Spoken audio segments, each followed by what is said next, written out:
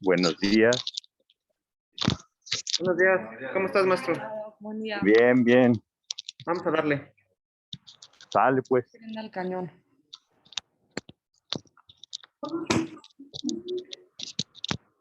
¿Y cómo hago para moverlo?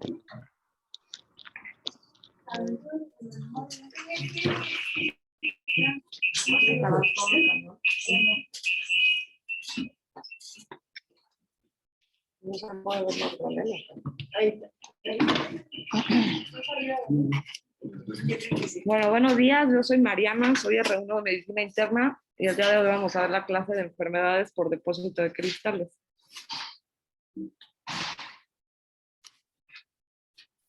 Entonces, la clase la basé principalmente en las recomendaciones que nos da la EULAR y el Colegio Americano de Reumatología. Y vamos a tratar las dos enfermedades principales del depósito de cristales, que son los cristales de urato monosódico y los cristales de pirofosfato cálcico dihidratado. Y la clase va a incluir todo esto. Entonces, para que haya una deposición de cristales de urato monosódico, lo primero que tiene que haber es una hiperuricemia prolongada. Entonces, esto pues va a generar la formación de cristales de urato monosódico que se van a acumular después en tejidos y articulaciones. Entonces, aquí es importante conocer como el espectro de la enfermedad y estos términos que nos da la EULAR. Entonces, en primer lugar está esta deposición de cristales de urato monosódico que es asintomática. Y en segundo lugar está la gota, que ya es la deposición de los cristales más elementos de enfermedad clínica. Los elementos de enfermedad clínica pueden ser un ataque agudo de gota, una artritis gotosa crónica o la presencia de tofos. Y además está esta entidad que es la gota intercrítica, que se refiere a los periodos asintomáticos que hay entre los ataques agudos. Entonces, hablando un poquito de la fisiopatología, antes como que se creía que era solamente un aumento de la producción de uratos, lo que generaba la hiperuricemia prolongada. Pero ahora se ha visto que también hay una disminución importante de la excreción renal y extrarrenal de los uratos.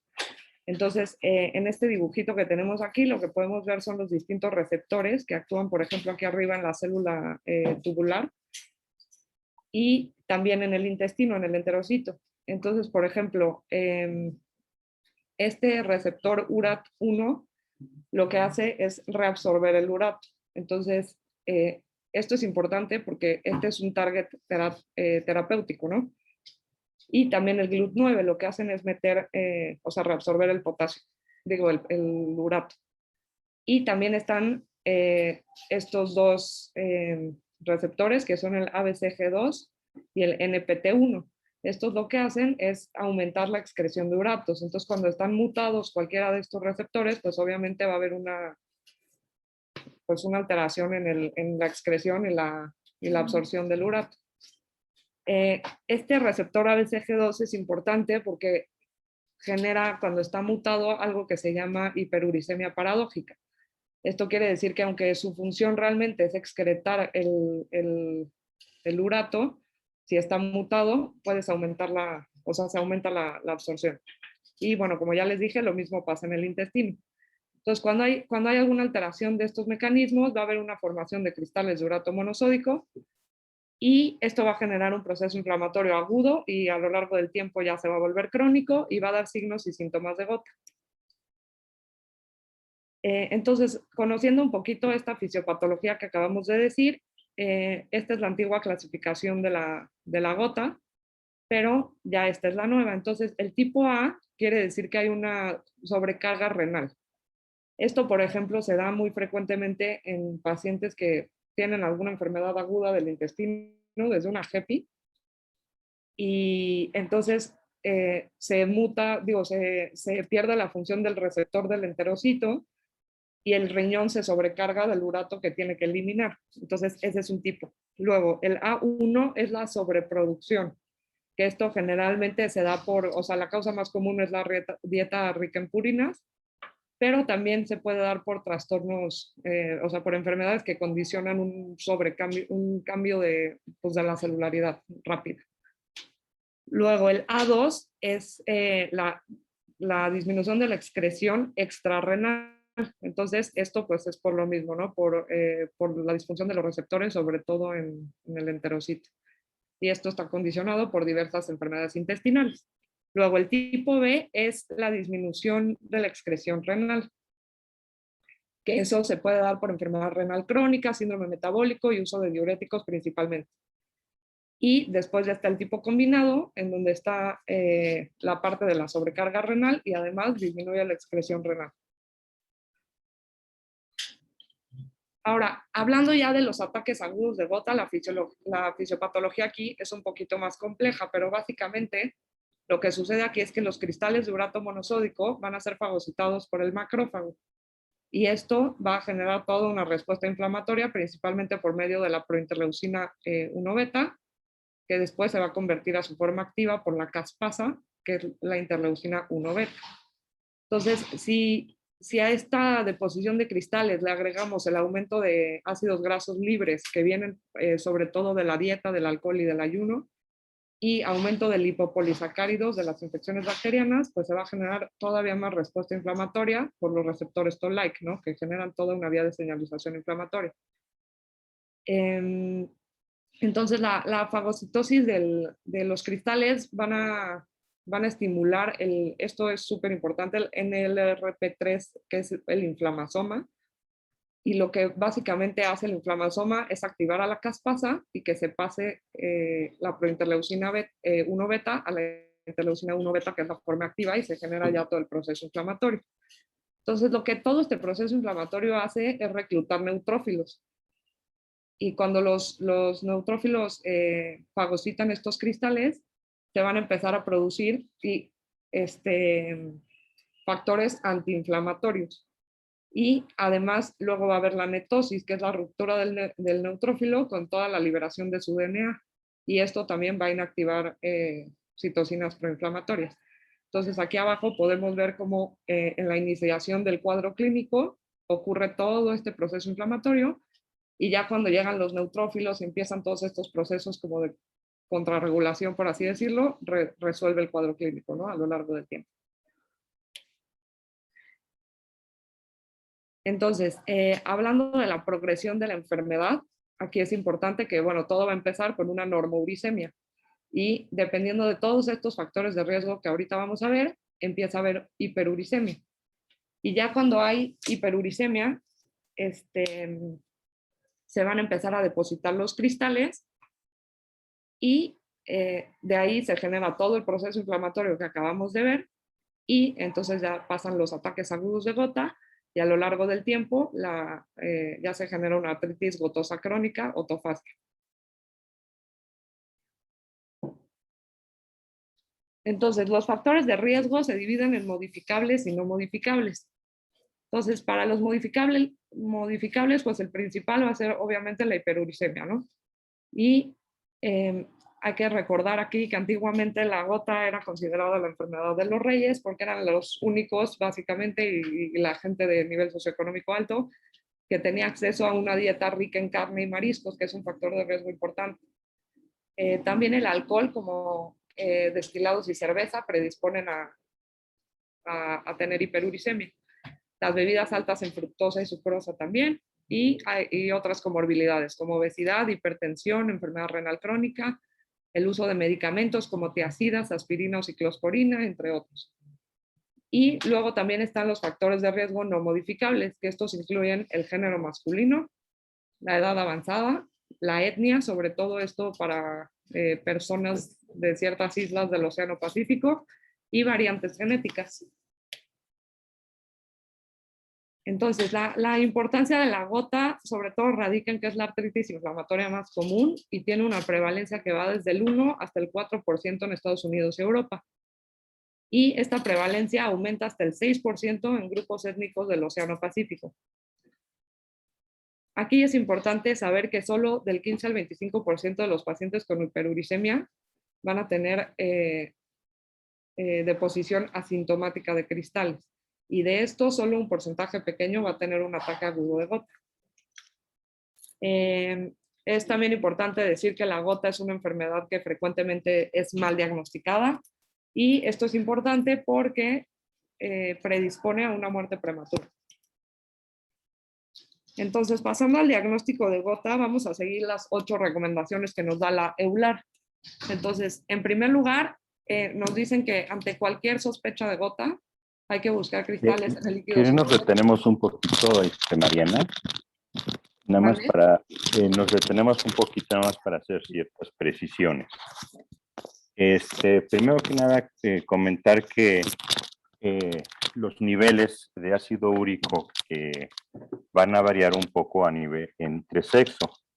Se dice que en el hombre es arriba de 7, en la mujer arriba de 6.5, el nivel crítico en el cual se satura el organismo y pueden empezar a aparecer manifestaciones como tal.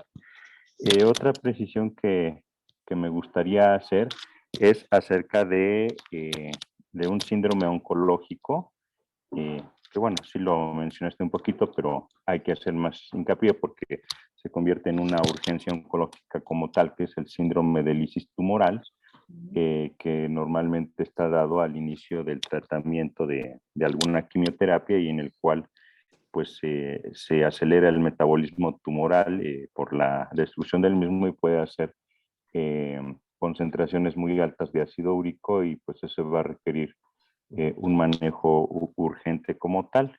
Puede llegar a ocasionar una crisis gotosa, pero en proporciones mayúsculas. Probablemente ya en el tratamiento hablemos un poquito más de eso. Listo. Muchas gracias, doctor. Bueno, entonces ya pasando al diagnóstico, si sospechan gotas, siempre buscar cristales en el líquido sinovial o hay que hacer un aspirado de los tofos para hacer el diagnóstico definitivo. Esto se hace porque tiene una especificidad del 100% y la vamos a hacer principalmente en la primera articulación metatarsofalángica o en articulaciones inflamadas previamente. Y esto se puede hacer en articulaciones que son sintomáticas o que son asintomáticas. O sea, en cualquiera se puede detectar la deposición de los cristales. Y lo que más nos interesa del aspirado de líquido sinovial es hacer la microscopía con luz polarizada, en donde vamos a tener cristales con biorefringencia negativa, que eso ahorita lo vamos a ver. Entonces aquí tenemos unas imágenes pues, de lo que son los tofos, ¿no? Ahora, me pareció importante incluir esta tablita en donde comparamos los diferentes tipos de líquido que podemos obtener en un aspirado.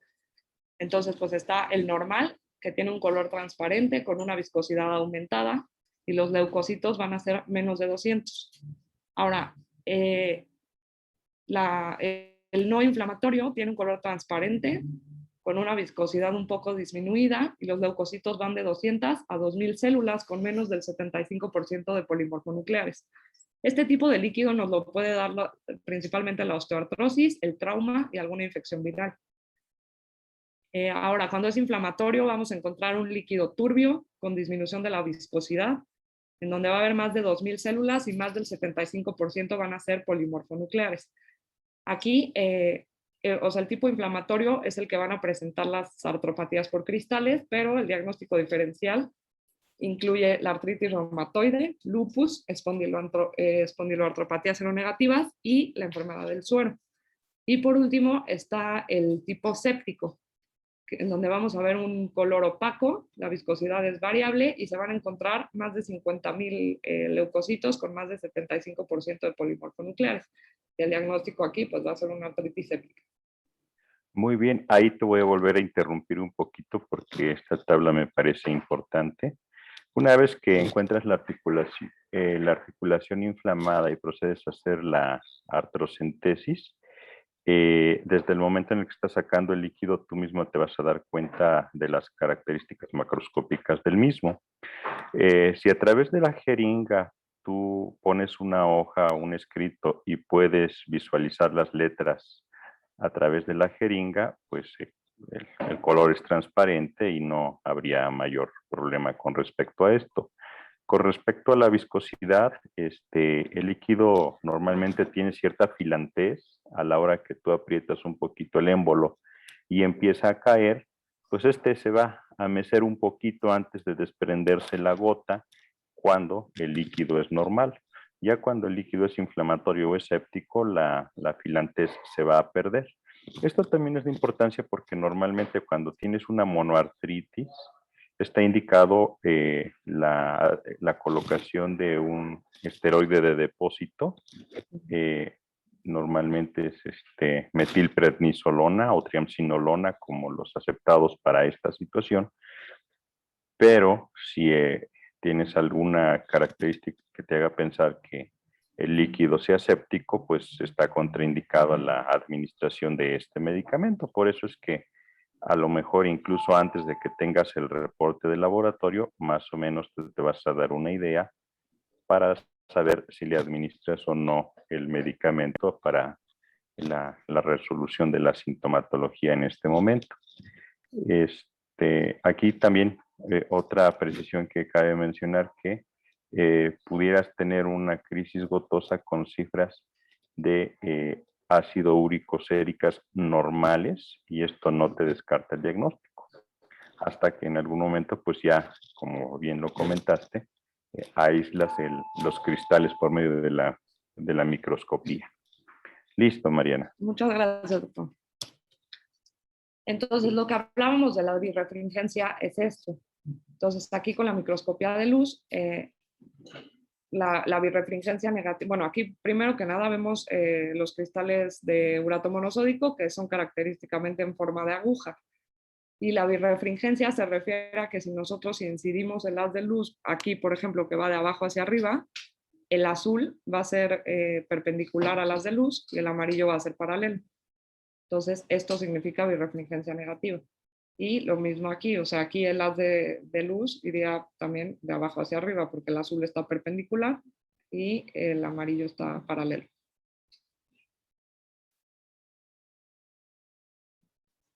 Bueno, como segunda recomendación para el diagnóstico, hay que considerar gota en cualquier adulto que tenga una artritis aguda. Y si no se puede hacer el análisis de líquido sinovial, entonces hay que hacerlo por lo menos por clínica, ¿no? Y eso nos puede orientar un poco. Entonces, la clínica más importante es una artritis monoarticular, sobre todo del pie, en la primera metatarsofalángica o del tobillo. Y podemos también sospechar, como con mucha más probabilidad, por así decirlo, gota en pacientes que tienen episodios previos de artritis aguda similares. Ahora, esta es una artritis que se caracteriza por un inicio rápido de dolor articular severo y que alcanza su punto máximo en menos de 24 horas. También la articulación, como podemos ver aquí, va a estar eritematosa y algo que también nos puede orientar hacia el diagnóstico es que sea un hombre y que además tenga enfermedad cardiovascular e hiperuricemia. La tercera recomendación es que en cualquier paciente que tenga una artritis inflamatoria aguda y no tenga diagnóstico, hay que hacer un aspirado de líquido sinovial y examinar los cristales. Porque a pesar de que el cuadro clínico previo, o sea, el que acabamos de ver, es la forma más frecuente de presentación, no es infrecuente que se presenten formas atípicas de un ataque agudo de gota. Entonces, siempre si no tienes diagnóstico, hay que buscar los cristales intencionadamente. Ahora, en cuarto lugar, es importante, esto ya lo comentó el doctor, que el diagnóstico de gota no se debe hacer solo porque el paciente tiene hiperuricemia, porque hay ataques agudos de gota que tienen ácido úrico normal. También aquí es importante que la incidencia a 5 años de un ataque agudo de gota en paciente con un ácido úrico arriba de 9 es solo del 22%. Entonces, la hiperuricemia no es algo que nos ayude a diagnosticar o no diagnosticar el ataque agudo. Lo que sí es que la ausencia de hiperuricemia tiene una baja probabilidad de que vaya a ser un ataque de, o sea, de que sea gota en general, ¿no? Entonces, menos del 10%, o sea, solamente menos del 10% de los pacientes tienen un ataque cuando el ácido úrico está abajo de 6. Luego, en quinto lugar, la quinta recomendación es que si tenemos un diagnóstico clínico incierto y además tenemos incapacidad para identificar cristales, como ya vimos, nos podemos guiar por la clínica, pero también podemos utilizar métodos de imagen que nos ayuden con el diagnóstico.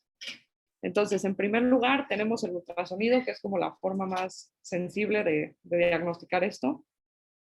También se puede usar TAC, resonancia magnética, o DEC, que es la tomografía de energía dual. Esta es una modalidad relativamente nueva y nos permite diferenciar los cristales de urato monosódico de cristales que tengan depósitos minerales de calcio. Y también nos permite cuantificar los cristales. Ahorita vamos a ver una imagen.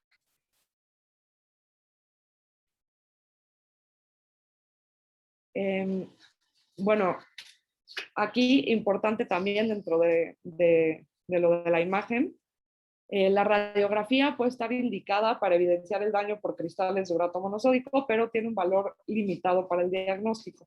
Entonces, como ya habíamos visto, el ultrasonido es mucho más útil para la detección de tofos o en un ataque agudo, el signo del doble contorno en el cartílago. Entonces, en la radiografía lo que podemos encontrar son erosiones óseas que tienen bordes sobresalientes, esclerosis en bordes, proliferación ósea, disminución del espacio articular y masas calcificadas en los tejidos blandos, que estos son los tofos. Pero bueno, esto toma años para formarse, ¿no? Entonces, si por ejemplo estamos buscando erosiones, a los 4 años la radiografía solo va a tener una sensibilidad del 12% y una especificidad del 96%. Entonces, esto quiere decir que toma mucho tiempo en formarse todas estas alteraciones. Ahora, en el ultrasonido podemos ver focos hiperecoicos en la superficie del cartílago articular, que este es el clásico signo del doble contorno. Y también hay podemos ver focos hiperecoicos flotantes en el espacio articular, que se conoce como tormenta de nieve o copos de nieve. Y los tofos se van a ver como unos agregados hiperecoicos en la articulación o en los tendones. Entonces, aquí tenemos unas imágenes en donde podemos ver las alteraciones que acabo de describir. Por ejemplo, aquí en la de hasta arriba está el ultrasonido y se ven estas líneas hiperecoicas que son el signo del doble contorno. Entonces, esto, por ejemplo, para pacientes que tienen una enfermedad por más de 2 años, tiene una sensibilidad del 63% y si es menos de 2 años, del 50%. Entonces, pues es en general bastante más sensible que cualquier otro hallazgo. Después, este es el DEC que les comentaba, que nos permite diferenciar si los cristales son de urato monosódico o tienen depósitos minerales de calcio. Y aquí podemos ver estos depósitos que se ven verdecitos. Y por último, en la radiografía, aquí lo que podemos ver son las clásicas erosiones óseas con los bordes sobresalientes. Si pudieras volver a tu imagen anterior, porque radiológicamente la verdad es que pusiste aquí ejemplos muy light, muy sencillitos o muy iniciales de la artritis gotosa como tal. Tienen las clásicas erosiones en sacabocado, que a diferencia de las que sueles tener en artritis reumatoide, que son en el borde articular, estas se pueden dar en cualquier parte, intraarticular, en la parte media, hacia la diáfisis del mismo hueso. Pueden ser erosiones tan grandes que puedan carcomer y que puedan lesionar todo el hueso como tal y dejar la articulación colgante sin una fijación. Y estos pues realmente sí llegan a ser cuadros bastante pues agresivos incluso a la vista, porque pues incluso se va a llegar a perder la funcionalidad porque ya no va a tener sitio de unión el hueso en su parte distal para poder conservar la movilidad en este caso. Entonces, sí, en algún momento, si más al ratito pudieran tener la posibilidad de entrar al internet y buscar algunas otras imágenes, se podrán dar cuenta que las erosiones que se presentan en la artritis gotosa son mucho más severas que incluso en la misma artritis reumatoide, que todos la tenemos como la enfermedad erosiva y destructiva más frecuente. Sin embargo, no es así. La artritis gotosa es la que ocupa el primer lugar en este caso.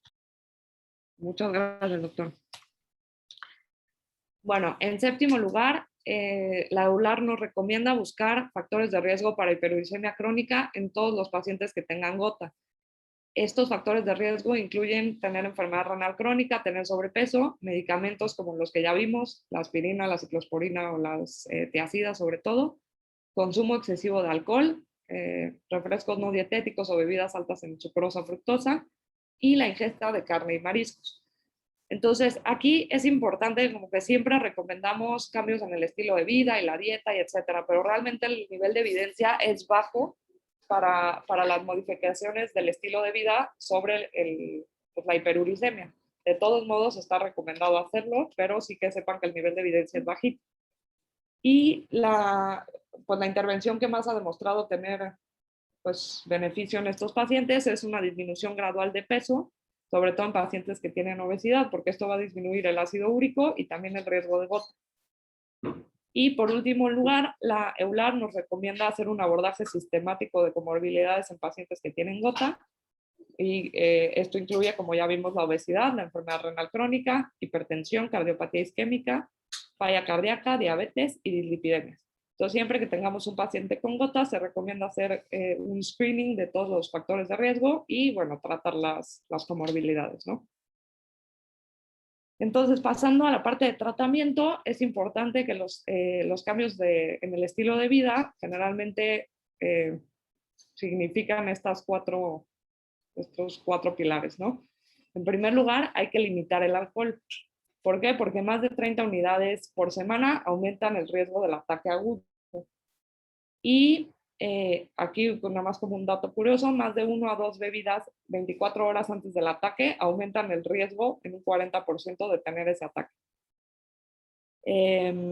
Bueno, la dieta baja en purinas, que es como tan famosa que la usemos en el tratamiento de los pacientes con gota, no hay ensayos clínicos controlados que hayan demostrado formalmente que disminuye el ácido úrico, pero pues igual se deja.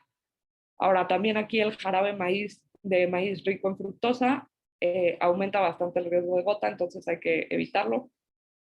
Y bueno, saber que 1 miligramo por kilo de fructosa aumenta el ácido úrico en 1 a 2 miligramos por decilitro en solo 2 horas. Entonces, obviamente toda esta variación del ácido úrico, estos cambios, pues predisponen a un ataque agudo de gota. Y la pérdida de peso, que ya vimos que es como lo que más ha demostrado que funciona en estos pacientes, se ha visto que un aumento en el IMC del 5% aumenta el riesgo de gota y el ataque agudo hasta en el 60%. Ahora, entrando ya un poco en el tratamiento farmacológico, les puse esta tablita donde están como los principales fármacos, su mecanismo de acción, las dosis, los efectos adversos y las consideraciones que tenemos que tener en cada uno. Entonces, como ya sabemos, el alopurinol es un inhibidor de la xantina oxidasa, que la xantina oxidasa es la enzima que cataliza el proceso de conversión de la hipoxantina a hipoxantina. Hipoxantina a xantina. Y bueno, es el tratamiento de primera línea.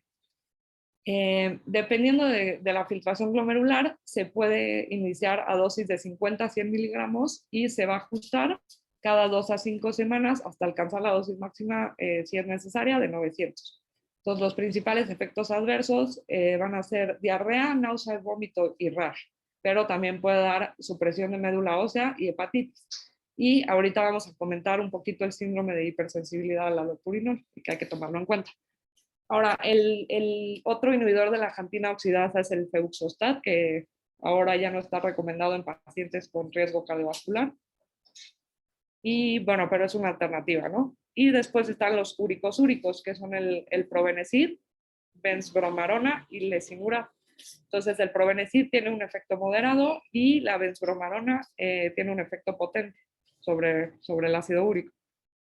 Después está el lesinurad, que este ya no está comercializado en Estados Unidos por motivos de negocio nada más. Es un inhibidor de uno de los receptores que vimos en la membrana apical de la célula tubular, que es el URAT1. Entonces, con esto evita la reabsorción de urato en el riñón, ¿no?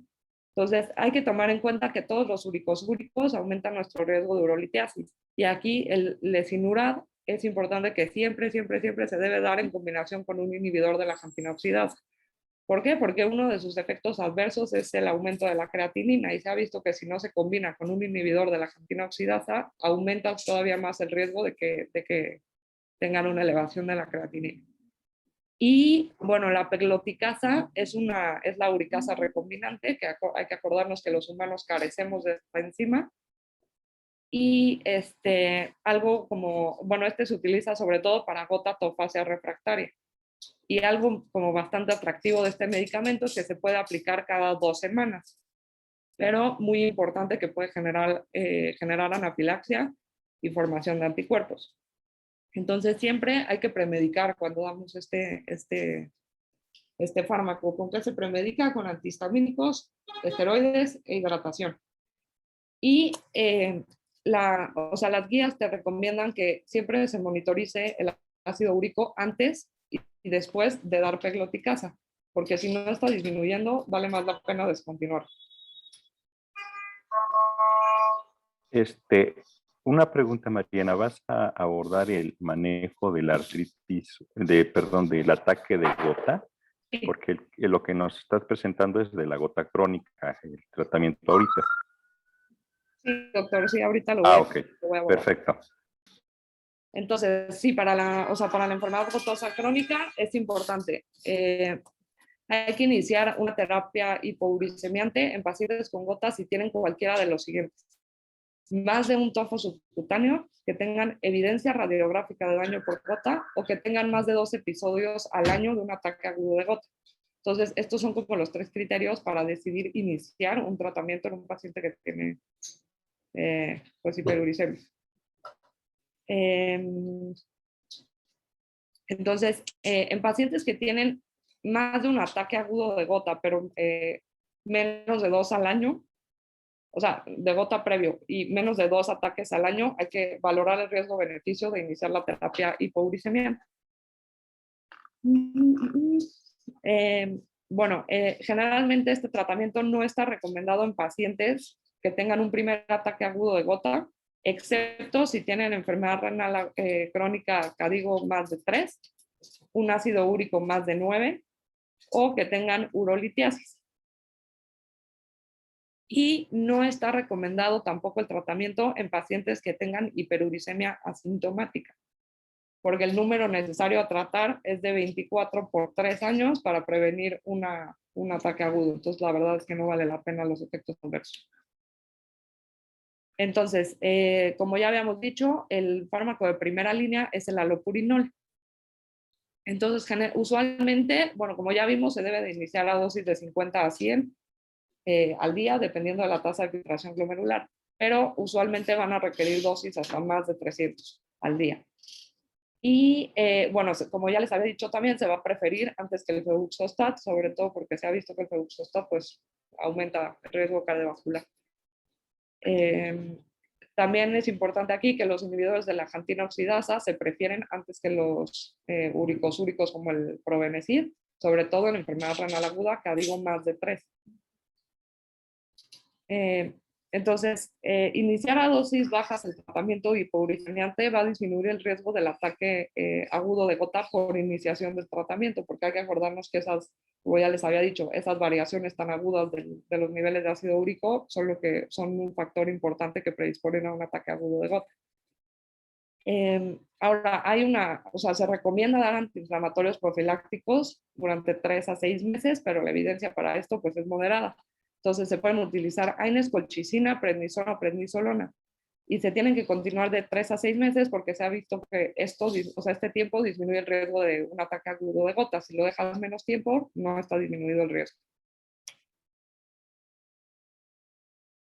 Entonces, ¿cuándo vamos a iniciar? ¿En qué momento vamos a iniciar la terapia hipouricemiante? Se prefiere que se inicie durante el ataque agudo sobre iniciarla después del ataque agudo. ¿Por qué? Porque esto no va a aumentar la duración ni la severidad del ataque. Y tenemos un target de ácido úrico de menos de 6 y menos de 5 si hay una enfermedad tofácea severa. Y hay que ajustar la dosis mensualmente hasta alcanzar la meta y después cada 6 meses. Entonces, siempre acordarnos que tenemos que hacer una evaluación del paciente, tomar decisiones conjuntas y hacer el protocolo treat to target, que significa pues básicamente alcanzar estos targets de ácido úrico, ¿no? Entonces, la duración de la terapia hipouricemiante se ha visto que se prefiere que se deje de manera indefinida a dejarla un tiempo específico, ¿no? Y hay que considerar descontinuarla si no hay ataques en más de un año y si no hay tofos. Si no, se continúa. Entonces, para aquí nada más recordar pequeños puntos de cada uno de los medicamentos en pacientes que los están tomando. El allopurinol, como ya vimos, puede dar el síndrome de hipersensibilidad al allopurinol, que básicamente pues, es fiebre, rash y falla orgánica múltiple. La fiebre es bastante alta, o sea, de 39 a 40 grados. Entonces, esto lo vamos o sea, el HLA-B5801 va a predisponer a que alguien que inicie con allopurinol tenga esta condición y sobre todo es en pacientes asiáticos del sudoeste y afroamericanos. Iniciar a dosis bajas, como ya les había dicho, menos de 100, sobre todo en pacientes con enfermedad renal crónica, también va a prevenir el desarrollo del síndrome de hipersensibilidad. Y ahora, si el paciente presenta una alergia previa y tiene contraindicación para otro tipo de tratamiento hipouricemiante, se recomienda hacer desensibilización al allopurinol. Ahora, el febuxostat, como vimos, hay que cambiarlo si hay antecedentes de enfermedad cardiovascular. Y bueno, de los uricosúricos, importante, que es una terapia añadida a los inhibidores de la jantina oxidasa. Y cuando se va a considerar el cambio de tratamiento, pues hay que cambiar a otro inhibidor de la jantina oxidasa si el ácido úrico continúa arriba de 6 con las dosis máximas de un inhibidor, o se presentan más de 2 ataques agudos al año o hay tofos. Y se debe de cambiar a pegloticasa si el inhibidor de la jantina oxidasa, los uricosúricos y otras intervenciones no han funcionado. Y al revés, no hay que cambiar a pegloticasa si no se llega al target de ácido úrico, pero solo hay menos de 2 ataques al año y no hay tofos. Entonces, siempre aquí valorar, o sea, la pegloticasa, como ya vimos, es un medicamento que puede generar anafilaxia y otras reacciones importantes. Entonces, si no lo amerita, pues mejor no darlo.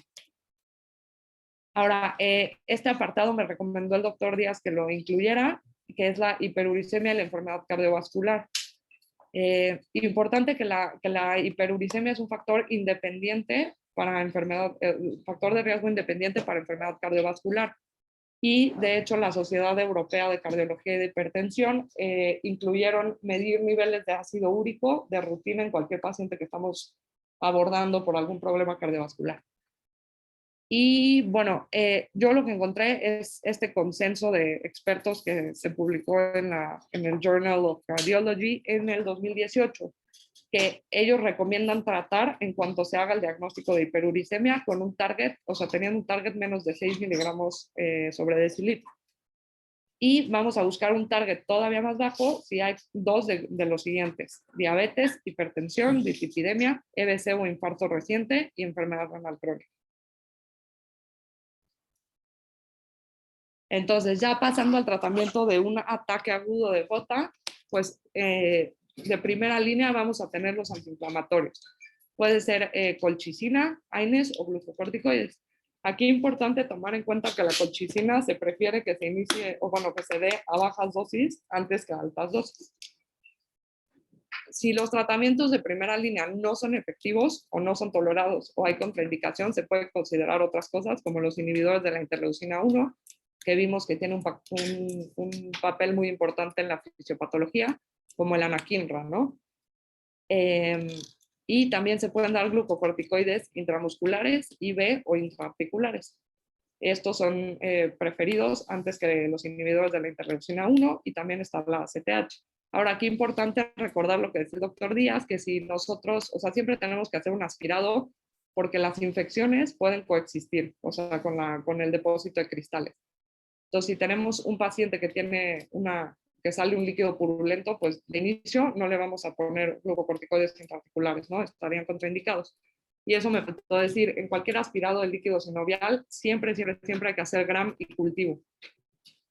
Y bueno, también se recomienda el uso de hielo tópico. Y listo, ¿Doc? ¿Algo que quieran agregar de gota?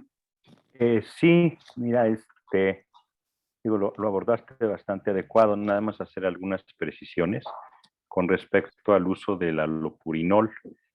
Algunas veces a lo mejor pensamos que es muy sencilla su administración, sin embargo, los efectos que pueden llegar a tener, si ya comentaste, una eritrodermia, una falla hepática fulminante, y esto principalmente si lo asocias con azatioprina por alguna otra enfermedad reumatológica, está contraindicado el uso de alopurinol con azatioprina debido a la posibilidad tan importante de falla orgánica múltiple que te puede llegar a ocasionar incluso la muerte del paciente y se quede ahí con su gota y sin haberse tratado. Ya comentaste también que en los pacientes con insuficiencia renal crónica hay que ir ajustando la dosis.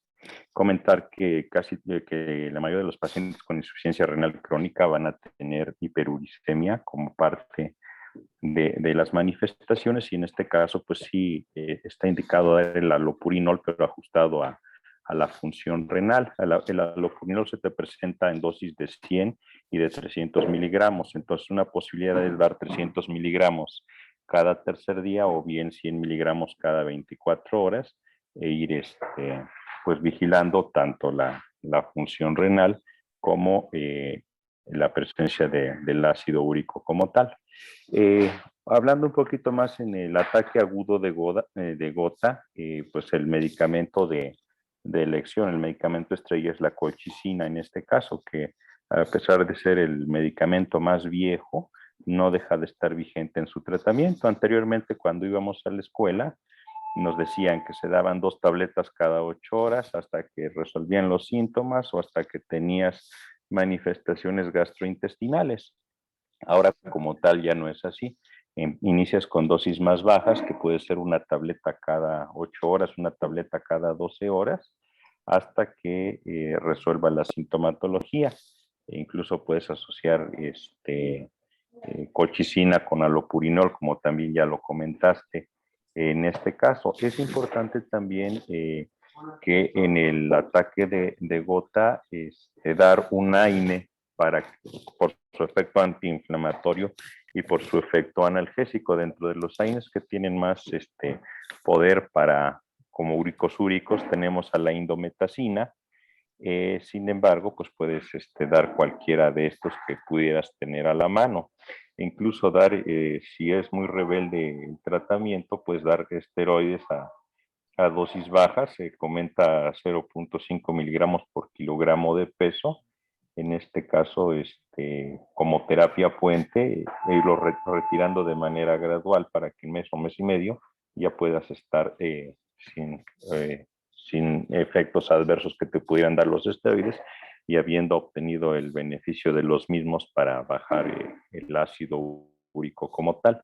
La uricasa pues todavía no se tiene presente en México, pero en algún momento se tiene como la terapia a futuro con mayor beneficio, ya que va a solubilizar el ácido úrico y lo va a poder elimina por completo del organismo. Cabe mencionar que cuando tú inicias también el tratamiento de la gota sin que tengas un cuadro agudo de gota, necesitas dar una terapia profiláctica, en este caso con antiinflamatorio o incluso con esteroide, porque en el momento en el que tú inicies la movilización del ácido úrico depositado en el cuerpo, puedes desencadenar un ataque de gota por esta situación. Y nada más por último, pues ya lo mencionaste, pero lo más clásico es que tengas un pacientito obeso con síndrome metabólico, que el fin de semana se comió unas carnes y que se además echó sus cervezas y que va a empezar por la madrugada con dolor en la primera metatarsofalangica del dedo gordo, lo que se conoce como podagra, y eso pues casi es patognomónico del diagnóstico de gota. Entonces, comentar que el frío, las articulaciones más frías, más alejadas, son las que inicialmente van a empezar con el problema como tal, aquellas que también tienen un pH más bajo, y en los pacientes que tienen insuficiencia renal crónica o alguna otra comorbilidad es que ya vas a tener una presentación poliarticular o una presentación que no es la clásica, como afección de la rodilla, en fin, se te puede afectar cualquier articulación, cualquier bursa, incluso también se puede ver afectada en este caso, pero esto ya se sale de lo clásico, sin embargo, pues no debes o debes de tener la sospecha, pues para continuar el abordaje como tal. Listo, María. Bien. Muchas gracias, Doc. Yo ya quisiera hacer un comentario, no sé si un poquito sobre la decisión de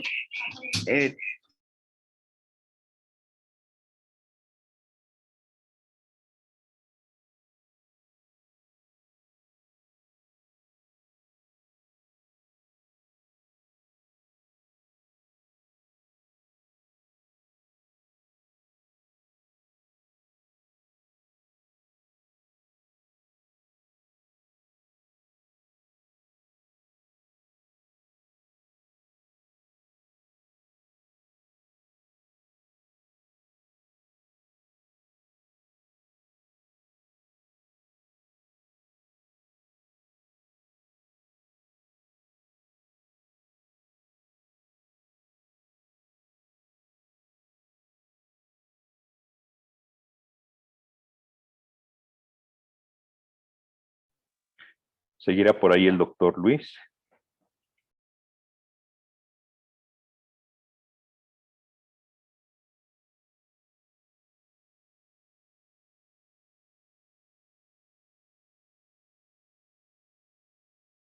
Oye, no, es que yo tampoco estoy escuchando. Sí, No digo nada. bueno, entonces todos los pacientes que tengan hiperuricemia sintomática junto con algún factor de riesgo cardiovascular, llámese diabetes, hipertensión, dislipidemia, sobrepeso, obesidad, etcétera, se entra en la disyuntiva de tratar o no tratar. La realidad y la tendencia o la recomendación es hacia tratar esa hiperuricemia. En aquellos pacientes que tengan los niveles de ácido úrico mayor de 6.5 en las mujeres o mayor de 7 en los hombres y que no tengan otro síntoma y que no tengan factores de riesgo cardiovascular, quizás solamente con modificaciones en el estilo de vida sería suficiente.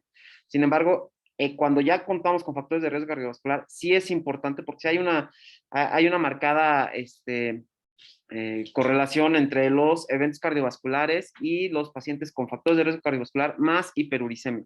De hecho, si nosotros nos vamos a la definición original, a la segunda definición de síndrome metabólico propuesta por el doctor Raven, cuando describió el síndrome metabólico, el ácido úrico o la hiperuricemia era uno de los pilares del síndrome metabólico. Con el tiempo se fue eliminando de la definición de síndrome metabólico y sobre todo cuando ya surgieron las recomendaciones del panel de expertos del ATP3 cuando ya sale prácticamente la hiperuricemia como una parte importante del síndrome metabólico. Sin embargo, no ha dejado de ser una causa frecuente de enfermedad cardiovascular.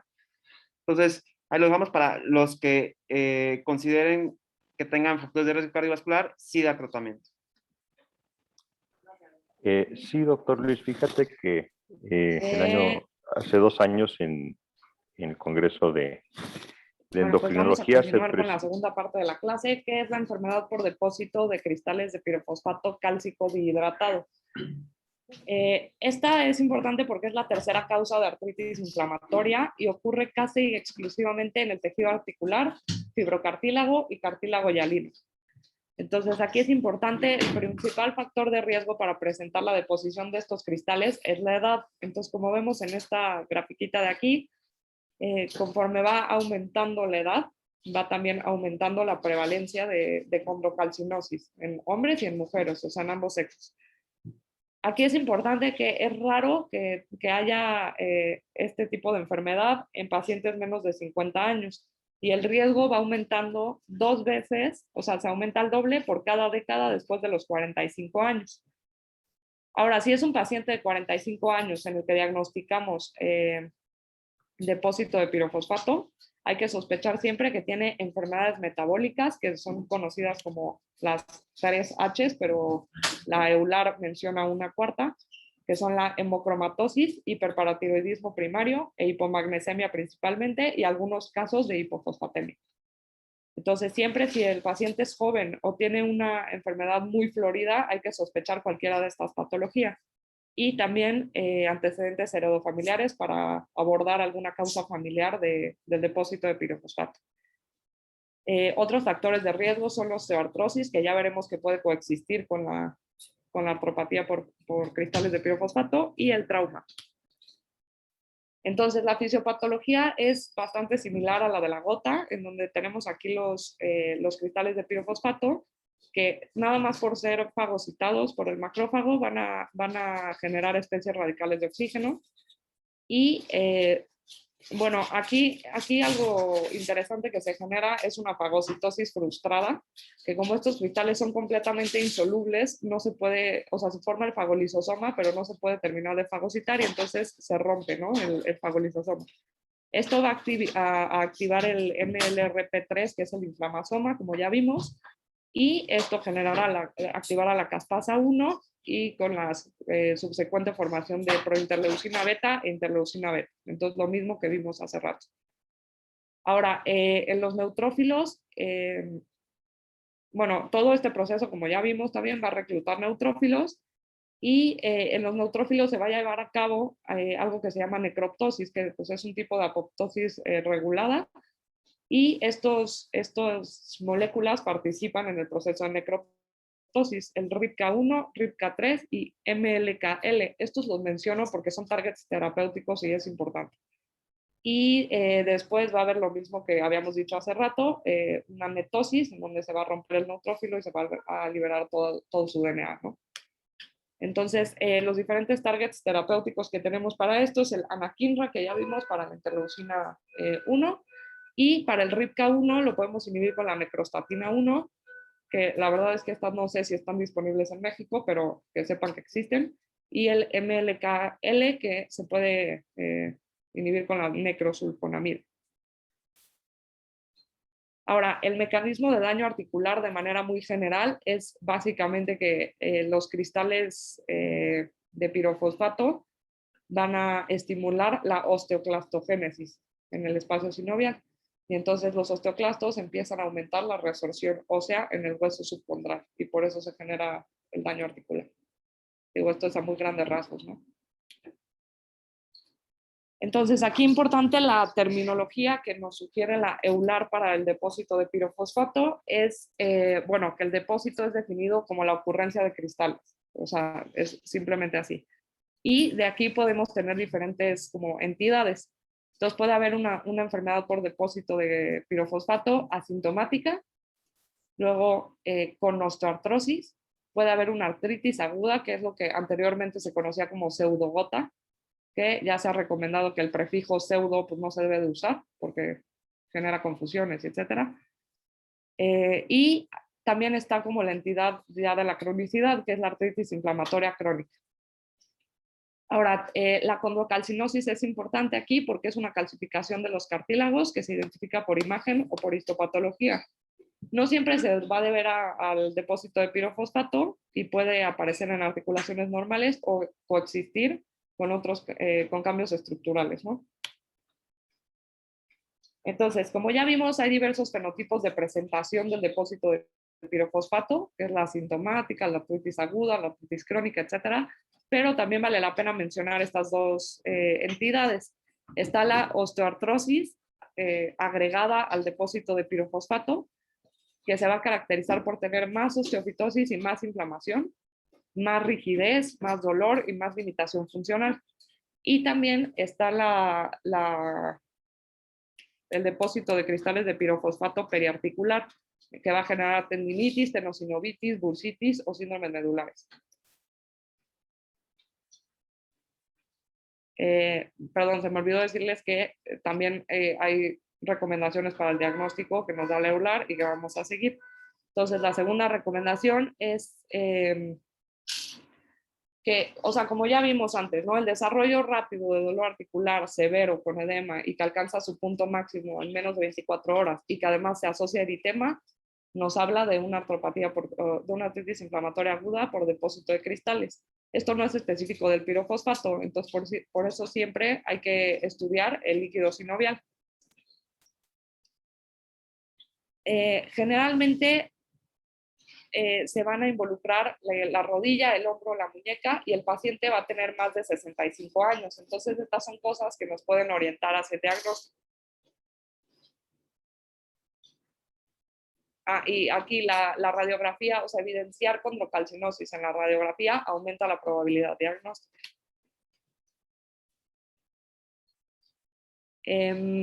Entonces, la rodilla es una articulación como predominantemente afectada por el pirofosfato y también por la osteoartrosis. Entonces, estas pueden coexistir, como ya vimos. Y cuando la osteoartrosis está asociada a depósito de pirofosfato, como ya les había dicho, va a haber más inflamación, va a haber una distribución atípica, o sea, que puede afectar el carpo, el codo o el medio pie, que realmente no son las articulaciones más afectadas.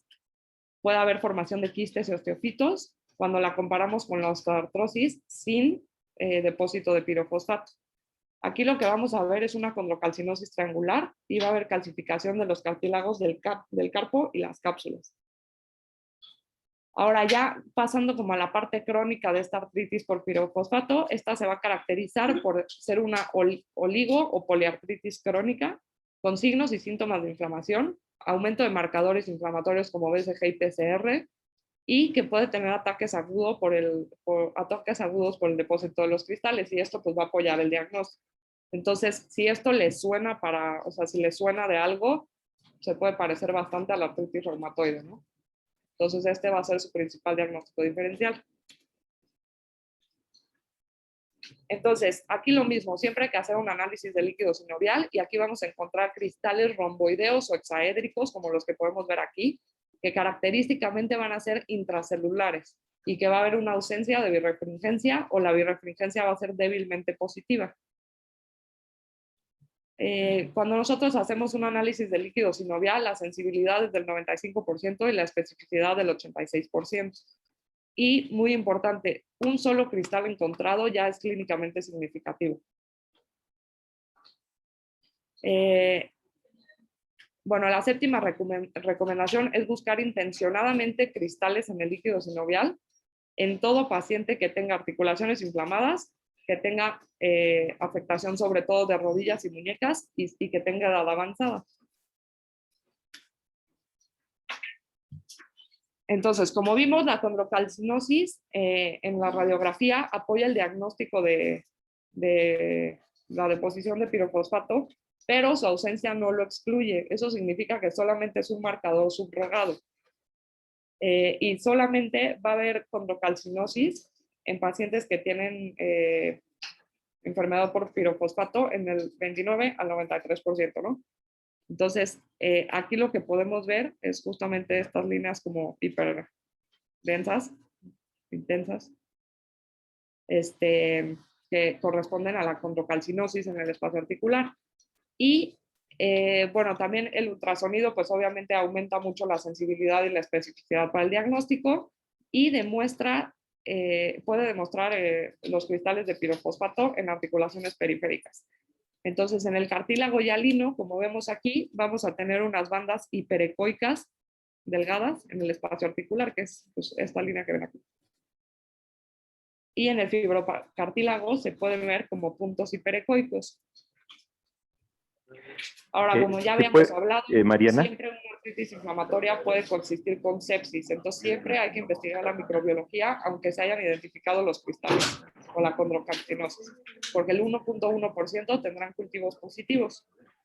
Y por último, o sea, la última recomendación es que se debe de realizar un abordaje de las comorbilidades en los pacientes con depósito de pirofosfato.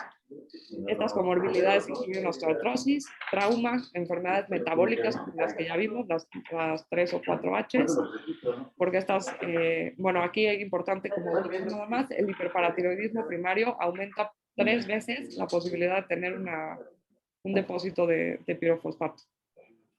Y hay que sospechar que es familiar cuando el paciente tiene menos de 55 años y tiene una condrocalcinosis poliarticular muy florida. Eso es importante. Entonces, pasando a la parte del tratamiento, aunque falta revisar sistemáticamente la evidencia que hay sobre el tratamiento sintomático, pues se puede utilizar para los ataques agudos y también para los síntomas crónicos.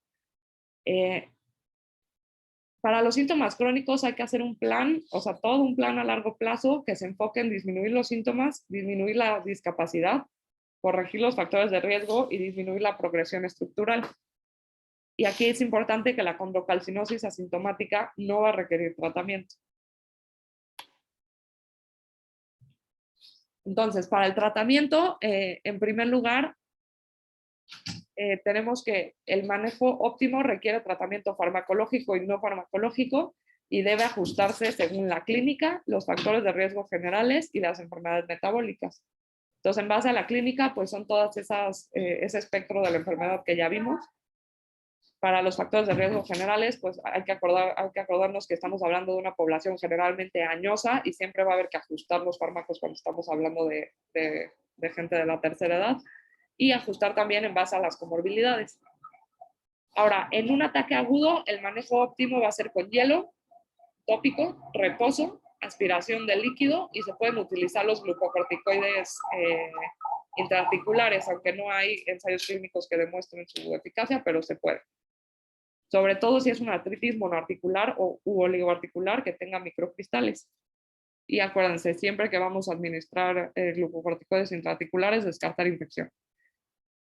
Entonces, los AINES y la colchicina a dosis bajas son efectivos para el tratamiento de la artritis aguda y como ya les había dicho que estamos hablando de población añosa, frecuentemente su utilidad va a estar limitada por toxicidad o comorbilidades del paciente.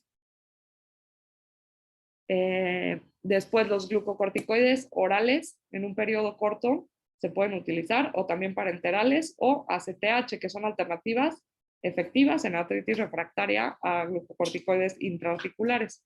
Y esto sobre todo lo vamos a utilizar cuando estamos hablando de una enfermedad poliarticular.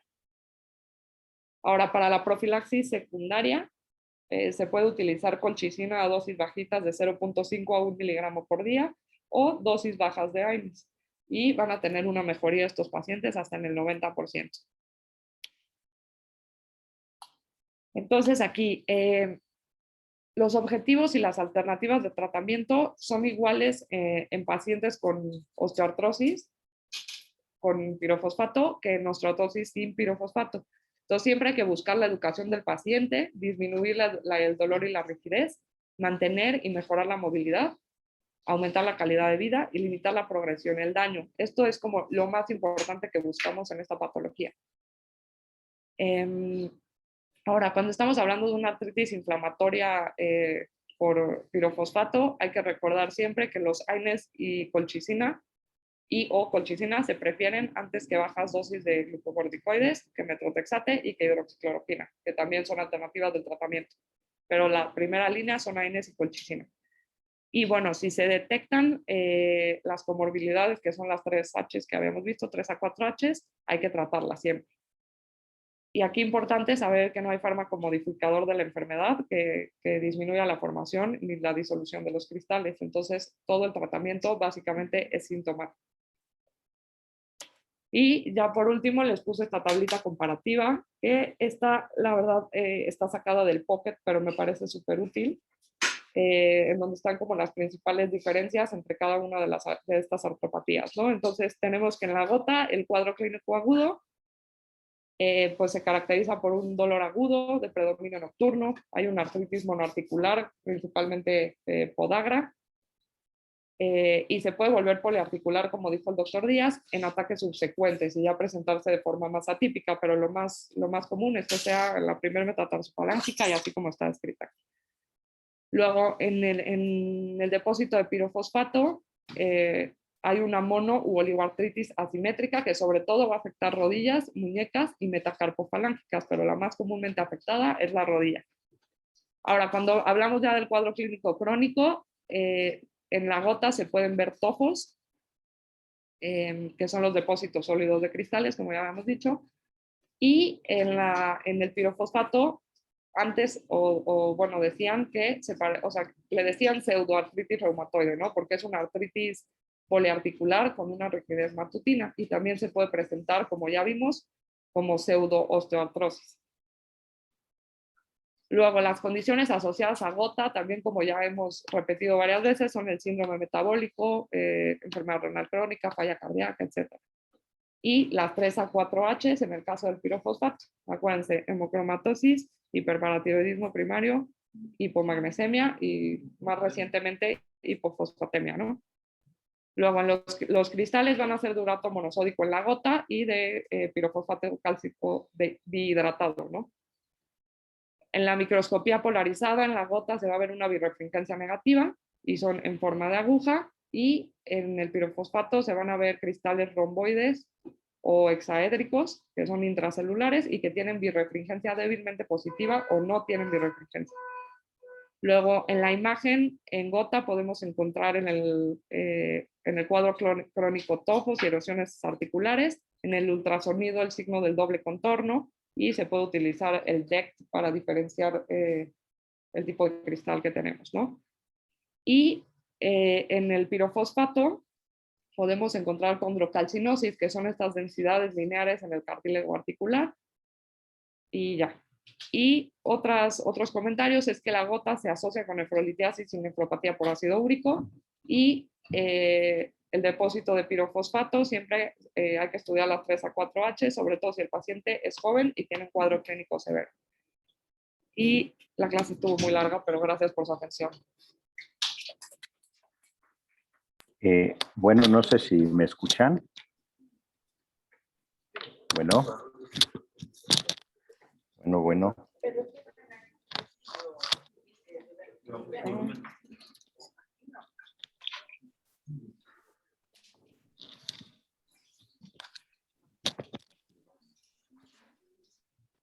¿Qué onda, máster?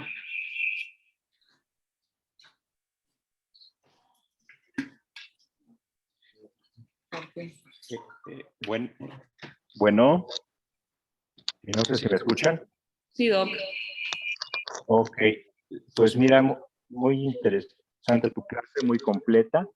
Nada más comentar algo que ya había comentado el doctor Montiel con respecto al tratamiento del ácido úrico. El contexto del paciente con riesgo cardiovascular, se comenta que si llegas a 10 de ácido úrico ya es el momento de iniciar el tratamiento, en este caso agregando allopurinol al resto del manejo que normalmente tienes. Digo, desde antes ya comentó el cambio del estilo de vida, pero de acuerdo a los diversos consensos y entre los diversos especialistas, se comenta que una vez llegando al 10 sería el momento de iniciar o de agregar el manejo, aunque no tenga síntomas de hiperuricemia como tal. La siguiente situación, la netosis, en este caso, la toxicidad originada por el neutrófilo, es es una teoría que últimamente está adquiriendo gran importancia, no solamente en, en la hiperuricemia o en las enfermedades por depósito por cristales, se ha visto también como parte de la fisiopatología de la artritis reumatoide, incluso ya se está iniciando el manejo como blanco terapéutico de ciertos fármacos que van a ir precisamente a limitar este problema. El Flebusostat lo comentaste y en algún momento desaconsejaste su uso. Si bien hay estudios que aumentan el riesgo cardiovascular, pero en algún momento es un tratamiento mucho más efectivo que el alopurinol y al menos en todo el tiempo que yo lo he usado no he tenido algún problema como tal. Entonces, si en algún momento ya dando el tratamiento como tal no tienen el beneficio esperado, sí deberían de considerar el Flebusostat como una opción terapéutica como tal.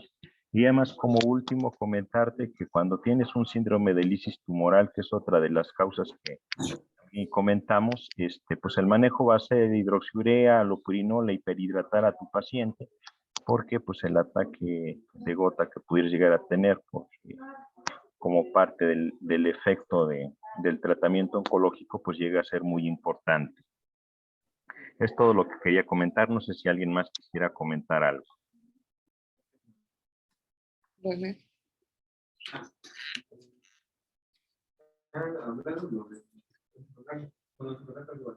Los pacientes con hipertensión arterial refractaria, secundaria a hiperuricemia, ahí no entiendo realmente cómo es el mecanismo por el cual se lleva esto, refractaria, pero por el estado de hiperuricemia. Doctor, preguntan en clase. Ah. Preguntan aquí, máster, que por qué dentro de la fisiopatología de la hipertensión refractaria, la hiperuricemia juega un papel importante. Existe una correlación directa entre la rigidez arterial y la hiperuricemia crónica. Cuando nosotros tenemos personas con hiperuricemia crónica, se ha notado que las arterias se vuelven más rígidas, y esto medido por hay una herramienta que se utiliza para medir justamente la rigidez arterial con ultrasonido y es una fórmula, no me acuerdo cómo se llama exactamente, pero a través del Doppler te mide la rigidez de las arterias. Esta rigidez arterial tiene una relación exponencial. A mayor grado o a mayor nivel de ácido úrico, mayor rigidez arterial. Y lo mismo ocurre en cuanto a los años. A mayor cantidad de tiempo con la hiperuricemia sostenida, mayor rigidez arterial. Y eso es muy notorio. De hecho, hay un estudio que demuestra que es una pendiente perfecta de 1 cuando tú empiezas a medir los niveles de ácido úrico en los pacientes de 18 años en adelante. Cuando llegas a la 9ª década de la vida, los pacientes todos tienen engrosamiento arterial, rigidez arterial e hiperuricemia, ¿no? Y a los 18 años casi nadie lo tiene. Entonces, es una relación totalmente exponencial y tiene que ver por la rigidez arterial. ¿Por qué se da esto? Bueno, existen depósitos de calcio, de colesterol y, sobre todo, el ácido úrico reacciona con los radicales libres de oxígeno.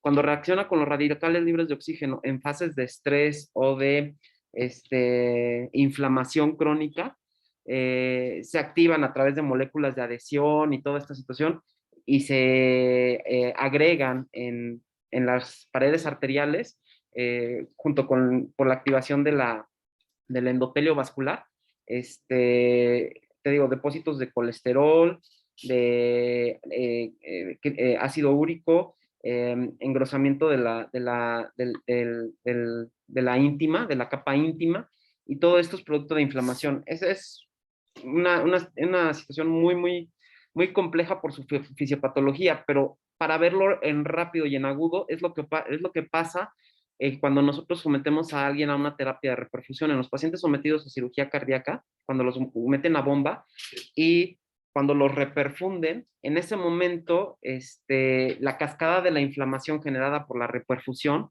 es exactamente lo mismo que ocurre para generar daño endotelial y disfunción endotelial y eh, daño cardiovascular, pero de manera sostenida cuando tienes ácido úrico elevado, de manera, el mismo efecto fisiopatológico que ocurre de daño por hiperuricemia más radicales libres en pacientes con reperfusión, pacientes con daño por bomba, es el mismo daño, es exactamente el mismo daño que se ve en la hiperuricemia crónica con el paso de la edad en pacientes que no tratan la hiperuricemia y riesgo cardiovascular. Es el aumento en la tensión de la pared arterial, engrosamiento del espesor íntima media o la relación íntima media a expensas de una inflamación de la íntima, junto con la activación de toda la cascada de la inflamación por todos los factores de riesgo cardiovascular que además tenga el paciente. Entonces, cuando tú no tratas la hiperuricemia crónica por tiempo y tienes niveles elevados de ácido úrico de manera sostenida, las arterias se van volviendo rígidas y eso te lleva a una hipertensión refractaria. Pero tiene mucho que ver con el estrés oxidativo de radicales libres. Ahí te enseño una gráfica. Muy bien, yo nada más ¿Algo más que quisiera quieras agregar, agregar, maestro? sí, que también la hiperuricemia va a estimular al sistema renina-angiotensina-aldosterona y es otra de las vías por las cuales va a haber la asociación de hiperuricemia con hipertensión arterial en este caso.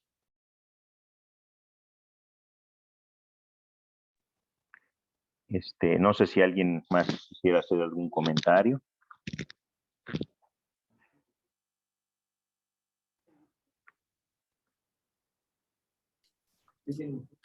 ¿Alguien más tiene alguna otra duda?